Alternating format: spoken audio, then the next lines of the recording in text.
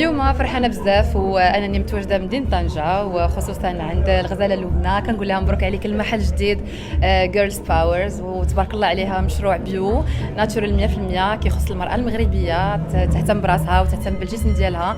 والمراه المغربيه ما تحتاج جميله في كل الاحوال، ولكن كنحتاجوا بعض المرات اننا نقادوا الجسم ديالنا. لبسنا كسيوه تجي معنا، اي حاجه لبسناها تجي معنا، القفطان المغربي حتى هو يجي معنا. دونك كنشكرها على هذا المنتوج، وكنشكرها كذلك على هذا المشروع الزوين اللي فكرات فيه وفكرات في المراه المغربيه. كنقول لها شكرا. مدينه طنجه شهادتي مجروحه فيها، وديما الاعراس ديالي والحفلات ديالي كيكونوا من مدينه طنجه، الناس الكبرانيه وناس كرماء بزاف وتبارك الله عليهم. كنقول لهم شكرا بزاف على الاستقبال ديالكم والحب ديالكم دائما. قريب ان شاء الله غتشوفوا الجديد.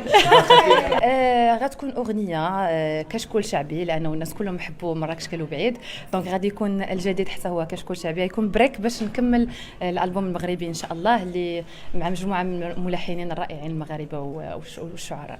والمنتخب كنقول لهم جود لاك، وان شاء الله انتم ديما رافعين رايه المغرب، وان شاء الله نشوفكم متالقين وديما رايه المغرب الفوق يا ربي، والله يوفقهم يا رب. وانا كنساندو، ماشي ضروري نشد الطياره والتيكي ونمشي باش نساند، انا معاهم بقلبي ومعاهم من المغرب.